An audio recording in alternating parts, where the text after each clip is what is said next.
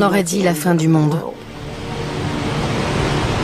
The first waves would hit Morocco and the west coast of Africa about an hour after the landslide, and they could be up to 300 feet tall. Computer models predict a wall of water more than twice as tall as the Statue of Liberty would hit parts of North Africa, wiping out everything for miles inland. These are just unbelievably large waves that we're talking about. Once you cross to that level of just hugeness, the place is going to be wiped out. The computer simulations showed the next to be hit would be southern Europe. Tsunami waves would then race west across the Atlantic, striking the Caribbean and the Americas, nearly 4,000 miles away. En principio, esta ola será unas 30 veces más grande que el tsunami del Océano Índico en 2004. Tendrá más de 1000 metros de altura. La erupción de 1980 del monte Santa Elena fue la prueba de que un volcán se puede derrumbar de esta manera tan terrible. Fue un suceso impresionante, pero el derrumbe de Cumbre Vieja podría ser 200 veces peor.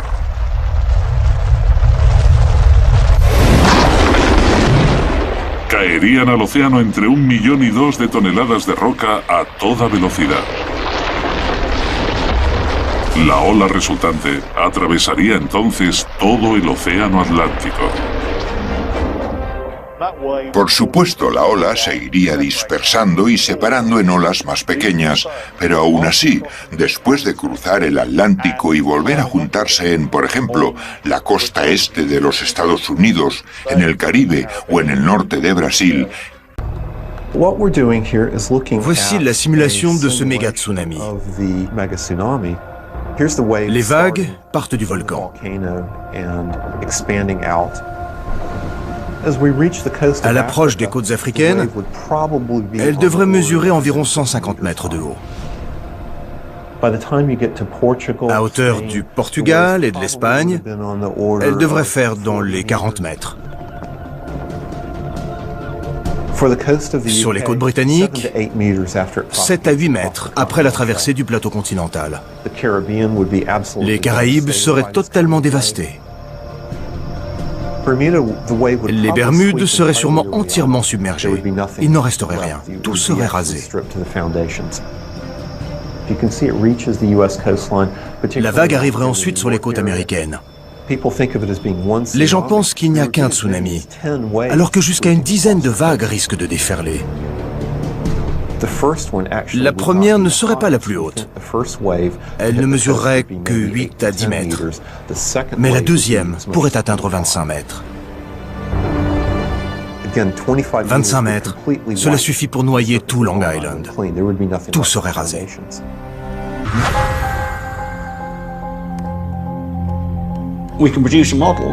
On a établi un modèle permettant de prévoir la taille d'un tsunami consécutif à un effondrement de la Cumbre Vieja.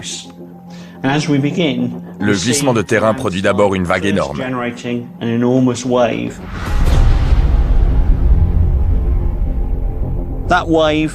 Elle pourrait faire jusqu'à 1 km de haut.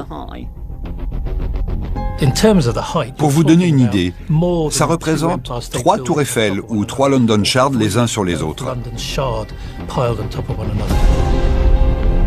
Ça fait énormément d'eau.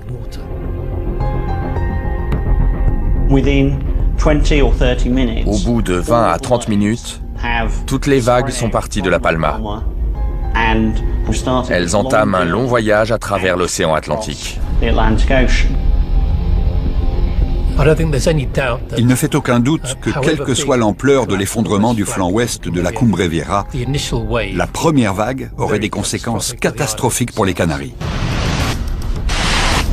Le méga tsunami viendrait d'une île volcanique située au large de l'Afrique du Nord, dans l'archipel des Canaries.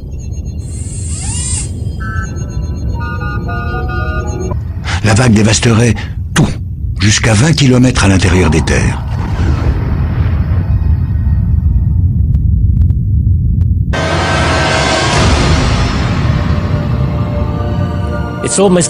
L'ampleur des dommages qu'il causera dépasse l'imagination. Et pourtant, l'opinion publique n'en sait absolument rien. Ce cataclysme aura une puissance destructrice pratiquement illimitée. Et nous ne pourrons rien faire pour l'arrêter.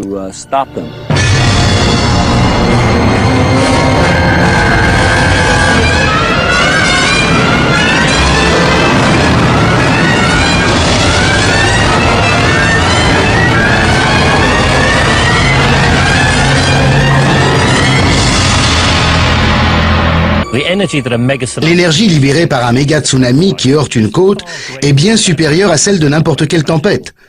La raison tient à la longueur de la vague, c'est-à-dire la distance entre son début et sa fin. Quelle que soit leur hauteur, la longueur des vagues dues à une tempête ne dépasse ordinairement pas une centaine de mètres. Cela est dû au fait qu'elles naissent du vent soufflant à la surface de l'eau. En revanche, un méga tsunami fait totalement corps avec l'océan. Sa masse se prolonge jusque dans les fonds sous-marins, plusieurs kilomètres en contrebas. À cause de leur énorme volume, les vagues des méga tsunamis sont très longues. Des centaines de kilomètres séparent souvent leur début de leur fin. Cela les rend particulièrement dévastatrices à l'approche d'une côte. Quand l'océan devient moins profond, le front de la vague ralentit, mais l'arrière continue de progresser à la même vitesse. Il s'appuie alors sur le front en provoquant un accroissement de sa hauteur. Les méga tsunamis sont redoutables au moment où ils heurtent une côte.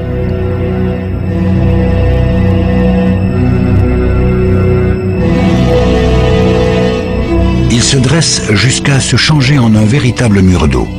La grande longueur de la vague a une seconde conséquence effrayante.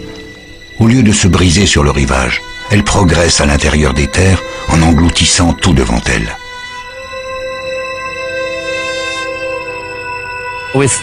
Les vagues provoquées par les tempêtes n'ont que quelques dizaines de mètres de long, mais celles des méga tsunamis mesurent plusieurs centaines de kilomètres. Une vague classique qui touche une côte se brise sur place, alors qu'une vague de ce type s'engouffre au-delà du rivage. Cela lui donne une puissance redoutable. L'île de La Palma. C'est une des plus occidentales des Canaries. 80 000 personnes y vivent de l'agriculture et du tourisme. Elle comporte 2 volcans, l'un éteint et l'autre en activité.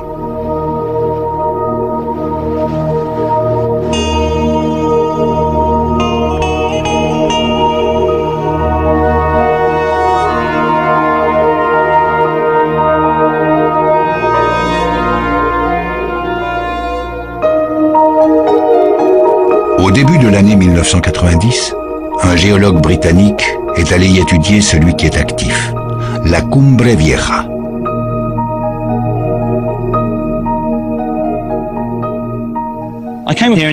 Je suis venu sur la Cumbre Vieja pour essayer de comprendre son histoire et les phénomènes qui s'y manifestent. Simondé allait découvrir que le prochain effondrement d'une île volcanique se situerait sans doute ici. La Palma est exclusivement composée de 2 volcans. Le volcan éteint en constitue la partie nord, alors que le sud est occupé par la Cumbre Vieja. Sa forme générale n'est pas un cône, mais plutôt une crête, le long de laquelle s'échelonnent les cratères régulièrement en activité depuis des milliers d'années. En 1949, le volcan s'est à nouveau réveillé, d'une façon qui allait tout changer.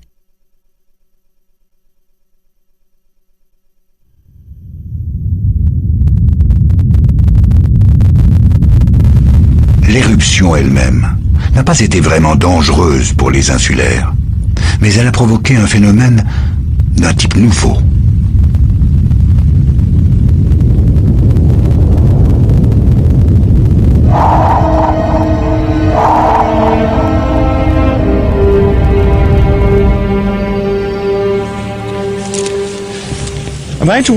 Une semaine après le début de l'éruption de 1949, il s'est passé une chose extraordinaire.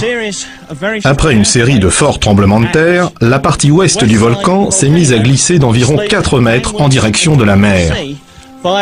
Une faille s'est ouverte sur 2 km le long de la crête. Ce n'est pas une configuration normale pour un orifice volcanique destiné à laisser jaillir le magma ou la lave. Ce côté a descendu par rapport à l'autre d'à peu près 4 mètres. Toute cette zone s'est rapprochée de la mer. C'est tout à fait inhabituel. On ne voit jamais cela sur un volcan. Quand des séismes se produisent sous un volcan, on s'inquiète toujours, parce que ça peut marquer le début d'une remontée de magma vers la surface. Pour arriver des profondeurs, elle doit briser la roche, ce qui provoque des tremblements de terre.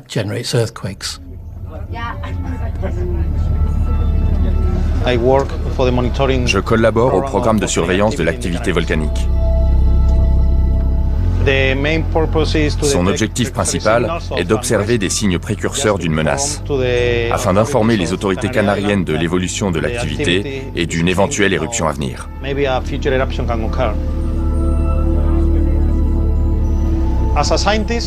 Mes collègues scientifiques et moi avons une immense responsabilité.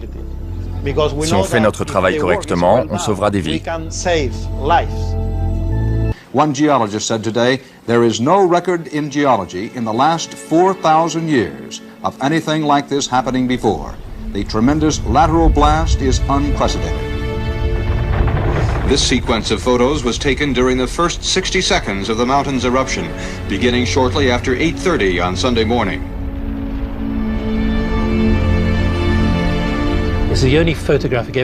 Ce sont les seules preuves en images d'un glissement de flanc. Et elles ont marqué un tournant. On a découvert qu'un volcan se comportait d'une façon qu'on ne lui connaissait pas. Au lieu d'être uniquement verticale, une éruption pouvait être latérale.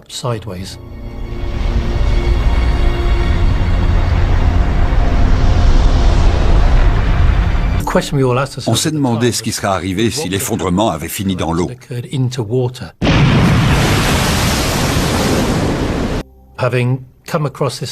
Sachant que le flanc ouest de la Cumbre Vieja est instable, on s'est demandé s'il était en train de se déplacer.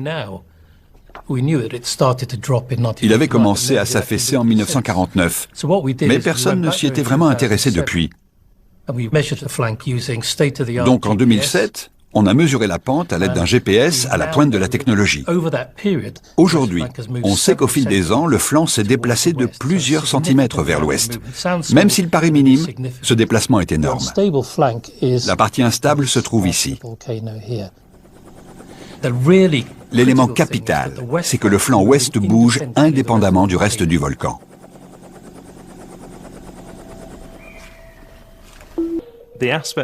Si un tsunami fait autant de dégâts, c'est à cause de la longueur de sa vague. Une vague de tempête mesure entre 10 et 50 mètres de long. Celle d'un raz-de-marée, entre 200 et 300 km de long. Non seulement elle déferle sur le littoral en provoquant une inondation, mais elle poursuit sa route vers l'intérieur des terres, comme une rivière qui déborde de son lit et qui arrache tout sur son passage. Donc c'est l'inondation qui rend ces phénomènes aussi dangereux.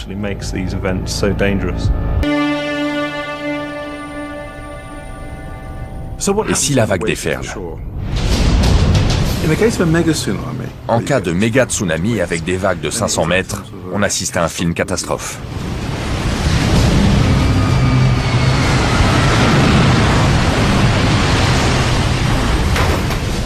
En cas de tsunami classique, il y a une vague, mais elle ressemble à un grand mur d'eau mobile.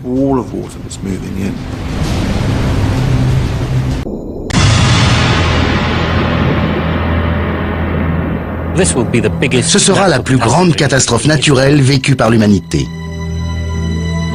Le problème de toutes les catastrophes naturelles majeures, c'est que, puisque nous n'avons encore jamais assisté à rien de semblable, nous ne croyons pas qu'elles puissent réellement se produire. De tels événements ont déjà jonché l'histoire de la planète. Ils ne vont pas cesser simplement parce que nous sommes là. La Palma va s'effondrer dans l'Atlantique Nord, il n'y a aucun doute. La seule inconnue, c'est la date.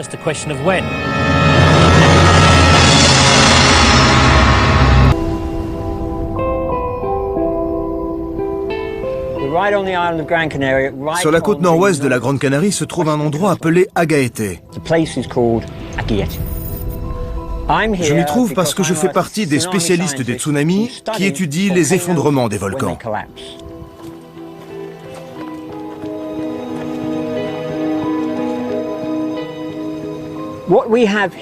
Voici des petits morceaux de coquillage d'environ 2 cm.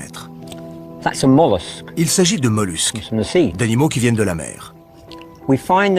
On les trouve dans ce dépôt solidifiés, ce qui signifie qu'ils ne sont pas récents. Ce qui est étrange, c'est de les trouver ici.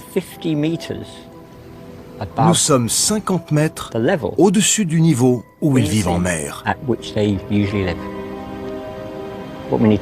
Donc il nous faut comprendre comment ils sont arrivés jusqu'ici.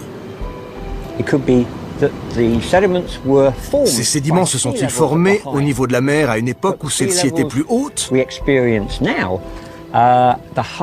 Non, parce que le niveau actuel à quelques mètres près est le plus élevé depuis 800 000 ans. Autre possibilité, les dépôts ont-ils été apportés par une tempête? Non, parce qu'on ne trouve pas ces dépôts uniquement à cet endroit et à cette altitude. Il y en a à 2 ou 3 kilomètres à l'intérieur des terres et jusqu'à une altitude de 200 mètres. Or, il est impossible qu'une tempête ait déposé une couche sédimentaire à une altitude pareille. Alors, s'ils n'ont été apportés ni par la mer ni par une tempête, d'où viennent les dépôts? Il a fallu un phénomène susceptible de créer une vague de 200 mètres de haut. Selon moi, la seule possibilité, c'est l'effondrement d'un volcan. Il est peu probable qu'il ait eu lieu sur la Grande Canarie. Mais l'île la plus proche, Tenerife, n'est qu'à 100 km dans cette direction.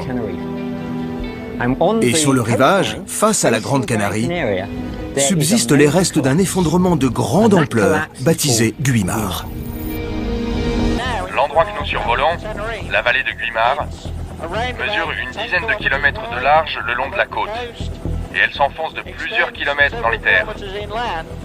C'est assez vaste. À une époque, la topographie a dû être très différente. Là où s'étend aujourd'hui une vallée large et plane, il y a eu un cône volcanique aux pentes escarpées. Avec le temps, ce volcan a perdu en stabilité et un flanc a fini par s'ébouler au cours d'un glissement de terrain gigantesque. C'est très facile d'imaginer que le glissement de terrain, en arrivant en mer, a provoqué un tsunami qui a traversé le bras de mer pour atteindre l'île et permettre au dépôt de se former à Agaete.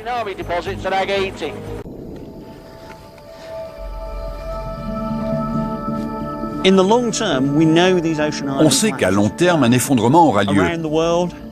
Quelque part dans le monde, un événement de cette ampleur arrive environ une fois tous les 20 000 ans, voire tous les 50 000 ans. On ne peut pas prédire quand cela se produira. Le problème, c'est que la Cumbre Vieja semble être au bord de la rupture.